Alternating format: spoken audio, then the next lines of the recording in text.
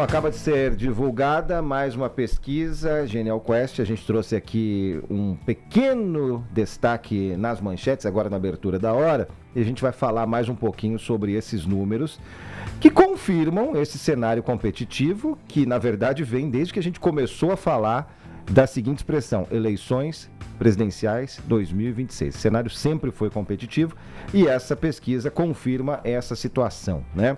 O presidente Lula aparece à frente no primeiro turno, mas tem empate técnico com o senador Flávio Bolsonaro em uma eventual segunda etapa, um segundo turno da eleição. Então, quais são os cenários aqui? A gente vai trazer para você algumas dessas informações. Primeiro cenário testado para o primeiro turno: Lula 37%, 32% de Flávio Bolsonaro, né? Outros candidatos aparecem bem distantes. Ronaldo Caiado, 6%, Romeu Zema, 3%. Você vai se lembrar que em 2022, nenhum outro candidato, nessa época equivalente a 2026, agora abril de 2026, tinha 2 dígitos na corrida presidencial. No ano anterior, ainda havia a figura de Sérgio Moro como pré-candidato, encostando aí nos 2 dígitos, mas depois desapareceu, né, da disputa, e ficou essa disputa de 22 entre Lula e Jair Bolsonaro. Voltando aqui para o cenário de agora, né, essa pesquisa traz ainda uma informação sobre a definição do voto. Você diria que a sua intenção de votar em um candidato é definitiva ou ainda pode mudar caso algo aconteça até as eleições?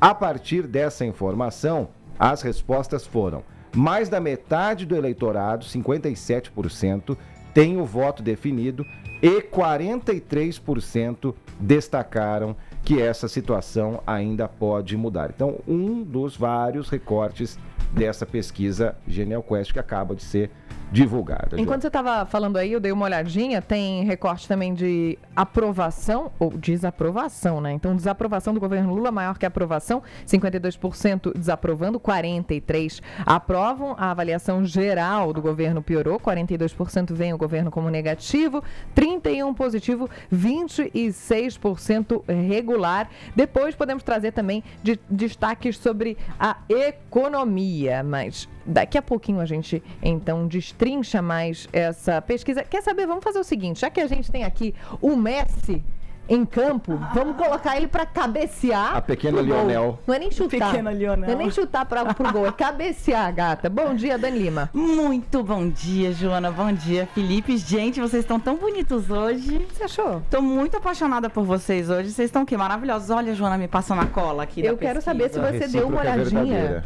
na pesquisa Genial Quest. É claro. Vamos fazer o seguinte: esse último quadro que a gente estava mostrando agora, depois esse da curva, né? Porque é uma coisa que a gente sempre fala, a Dani sempre fala, né? Não fique fechado, não fique fechada na foto, observe a curva. E as curvas aqui que a gente está mostrando, né, Dani, revelam o traçado, a trajetória desses pré-candidatos. Temos que falar pré-candidatos ainda, né? A corrida eleitoral, né? Perfeito. Eles estão aí no empate técnico, no limite da margem de erro, mas assim, quando o Felipe pede para você dar uma olhada na curva, você percebe que você tem uma tendência, e é para isso que a pesquisa serve, não necessariamente para apontar para você um número. A pesquisa é um retrato do passado, né? Exato. Ela não é uma projeção de futuro. A única coisa que te joga pra frente quando você olha uma pesquisa é a curva, Felipe, porque ela mostra pra você uma sequência de fotografias que apontam uma tendência. Então, o que aconteceu aí? O governo Lula, o presidente Lula, vem declinando, né, de 48 para 40 entre agosto de 2025 e abril de 2026. São 8 pontos percentuais perdidos em intenção de voto, né? E aí, o que isso nos diz? Que o governo ainda não conseguiu, para usar um termo muito conhecido no noticiário político, estancar a sangria, né? A grande questão é, o Lula oscila agora de 41 para 40, que é coisinha pouca. A grande questão é saber se ele atingiu o que a gente chama aí de platô, ou seja, se ele chegou no limite do que está podendo perder. Tem uma questão na pesquisa de segundo turno a essa altura do campeonato que vale a gente ressaltar, que é: Como o Felipe explicou, tem mais de 40% do eleitorado que diz, não, o meu voto não está cristalizado, eu posso me mover. Então, assim, a essa altura do campeonato, olhar para a pesquisa, perfeito, olhar para a pesquisa de segundo turno é só para você entender a tendência. O que acontece com o Flávio Bolsonaro, né? Ele chega aí a 42% das intenções de voto no segundo turno, vem numa crescente, mas aparentemente bateu no teto da transferência de voto de pai para filho, né? A grande questão agora é saber se ele vai ser capaz de furar a bolha. E se ele vai ser capaz de furar a bolha num momento em que o governo entrou no modo ataque.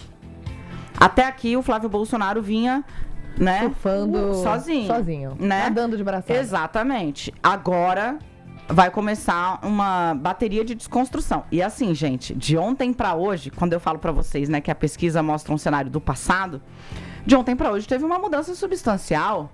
Vamos falar, né? Aécio Neves, presidente do PSDB, convidou Ciro Gomes para ser candidato à presidência da República de novo. E aí, quando você olha o mapa de candidaturas que está posto, você tem vários candidatos da centro-direita, à direita ou extrema-direita, como alguns podem classificar, mas só o Lula estava correndo no chamado campo progressista. E agora, José, vem mais um por aí, ou seja... Tá cedo, Brasil, tá cedo. E eu queria te perguntar sobre essa identificação do eleitor com o espectro político, ideológico. As pesquisas mostram que existe ali um número significativo de pessoas que não é nem lulista, nem bolsonarista, não se considera nem à esquerda, nem à direita, ou seja, está aberta a ouvir as propostas e a mudar até, inclusive, de opinião.